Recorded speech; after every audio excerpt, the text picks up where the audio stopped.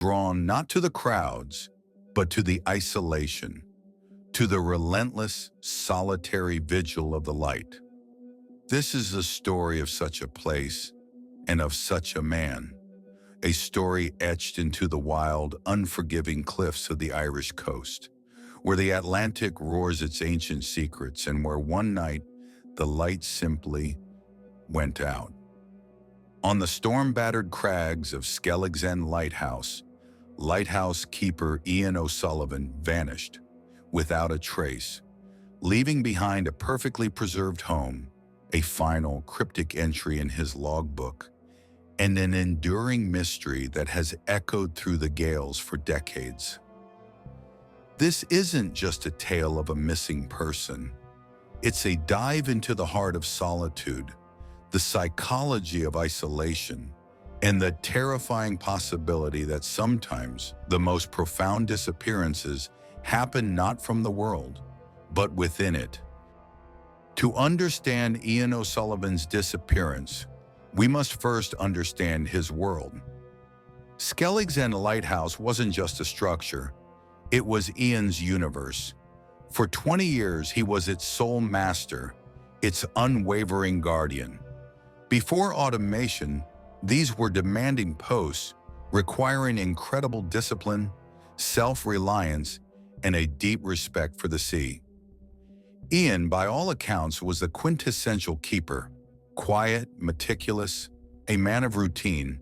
He had served in the merchant navy, seen the world, and then deliberately retreated to this granite tower, finding solace in its rhythmic pulse.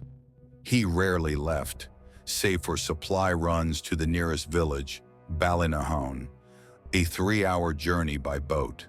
His only companions were the gulls, the endless horizon, and his books. He was a reader, a philosopher in his own quiet way, filling his journals not just with weather observations, but with musings on the universe, on time, on the very nature of existence itself. This wasn't just a job for Eoin, it was a chosen life, a spiritual path almost. This deep connection to his isolated world is crucial because it makes his sudden, absolute vanishing act all the more unsettling. The night of Eoin O'Sullivan's disappearance was October 17, 1968, a night that local fishermen still speak of in hushed tones. Hurricane Agnes, or what was left of her after crossing the Atlantic, slammed into the Irish coast with unprecedented fury. Winds gusting over 100 miles per hour, waves towering like granite mountains. It was a night when even the sea itself seemed to be at war with the land. For a lighthouse keeper, such a storm was the ultimate test. It demanded unwavering vigilance. The light had to shine. Lives depended on it. We know from records that Eoin made his routine hourly checks. His logbook entries, always precise, tell us the story of the storm's escalation. October 17th, 22 hours. Winds force 10, visibility 0. Lantern holding steady, all well. October 17th, 23 hours. Winds force 11, barometer dropping fast. Sea state extreme, minor leak in watchroom window. October 18th, 00 hour. Winds force 12, lantern vibrating badly. Concern for glass integrity. The sea, it calls.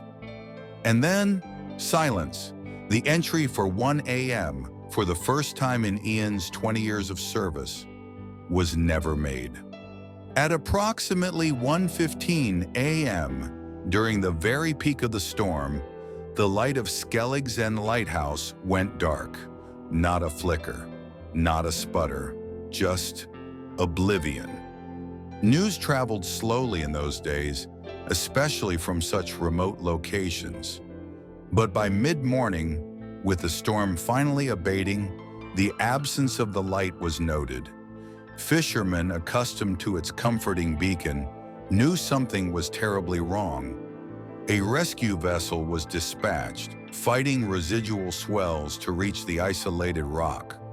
What they found was a scene of eerie normalcy, juxtaposed with an unsettling void. The main door to the lighthouse, built to withstand a hurricane, was securely locked from the inside. Every window was latched. The only way in was to force entry. Inside, the lighthouse was undisturbed. Eoin's bed was neatly made. His personal effects were all present. His wallet, his few cherished books, his pipe laid out next to an ashtray. On the kitchen table, a half-finished cup of tea, still slightly warm, suggesting he had been there just hours before. A newspaper lay open to the crossword puzzle, partially completed, but Eoin O'Sullivan was gone. The search began immediately. Coast Guard, local police, even civilian volunteers scoured the cliffs, the surrounding waters, for any sign. A body, a piece of clothing, anything. They found nothing. The sea, usually so eager to reveal its secrets, held its tongue. This was no accidental fall, no suicide, not from a man who meticulously documented every aspect of his life. And no one could have entered or left that lighthouse without leaving a trace. It was, in essence, a perfectly executed locked room mystery. Only the room was a stone tower, and the missing item was the keeper himself. Decades have passed, but the questions linger. What happened to Eoin O'Sullivan? The official conclusion remains presumed lost at sea, but this fails to satisfy anyone truly familiar with the case. Let's dissect the possibilities and why each in its own way falls short. Struck the lighthouse, somehow sweeping Eoin from the lantern room or an upper balcony. Unlikely. The lighthouse was designed to withstand the very worst an Atlantic could throw at it. The lantern room glass remained intact. And even if it had, where is the body? The debris? A local fisherman said in an interview, "Aye, the sea's a cruel mistress, but Eoin, he knew him. He knew the light like his own hand. For a wave to take him, it'd have to tear the very rock from under him, and that didn't happen." Theory 2. Sudden illness, accident. A heart attack, a stroke, causing him to fall? Possible, but again, where is the body? The lighthouse was searched top to bottom, every nook, every cranny, and a man of Eoin's routine would surely have been found within his sanctuary. Theory 3. Suicide. While isolation can take a toll, Eoin's journals reveal a man at peace, if somewhat philosophical. His entries show no sign of despair, only quiet reflection. And again, the meticulous nature of his disappearance defies explanation. No note, no struggle, just gone. A psychologist expert said, "The human mind can play tricks in extreme solitude, but Eoin seemed to thrive in it. His vanishing isn't consistent with a despondent act. It's too clean, too absolute. It almost suggests an external force or a planned internal departure." Theory 4. An unseen intruder. This is perhaps the most tantalizing and frustrating theory. How could anyone reach the lighthouse during that storm? How could they enter a securely locked structure without leaving evidence? And why would they leave Eoin's belongings untouched? If it was a person, they were a ghost. These theories individually crumble under scrutiny. But what if the truth lies not in a single explanation, but in a confluence of factors? Or perhaps something far more unsettling? Let's return to that chilling final entry. The sea, it calls. Was this simply a poetic observation of the storm's intensity or something more profound? Eoin, a man deeply attuned to his environment, often wrote of the sea's primal power. Some speculate that in the deafening roar of the hurricane, in the ultimate isolation of his tower, Eoin O'Sullivan experienced a psychological break, that the call was not literal, but a deeply personal, almost mystical summons from the vast, indifferent ocean he had served for so long. Did he, in a moment of profound communion or delusion, walk into the storm, drawn by an irresistible force? But even this poetic theory doesn't explain the locked doors, the perfectly preserved interior. It doesn't explain the utter lack of any trace. The disappearance of Eoin O'Sullivan became a local legend. Fishermen swear they sometimes see a light flicker in the old lighthouse on stormy nights, a phantom beam before it disappears. Children grow up hearing tales of the keeper who became one with the sea. Years later, the lighthouse was automated.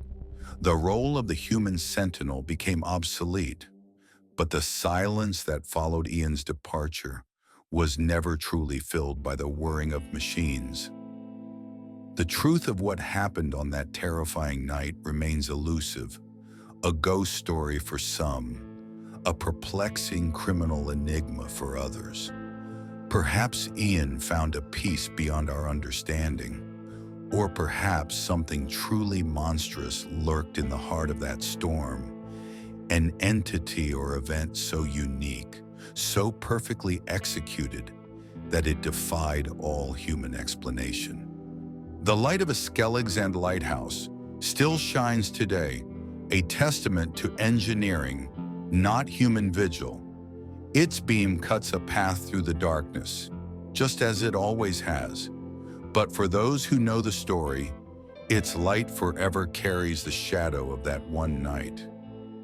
The night the keeper vanished, the night the light went out, not from mechanical failure, but from a profound, terrifying absence. Eoin O'Sullivan's story is a chilling reminder that sometimes, even in our most controlled environments, at the very edge of the known world, the answers can simply disappear into the storm. What do you believe happened to Eoin O'Sullivan? Was it the sea, a psychological break, or something far more sinister? The comments section awaits your theories. The unlit lamp of Skellig's End Lighthouse may be an automated beacon now, but the mystery of its missing keeper will forever burn, a cold, unwavering flame in the annals of the unexplained.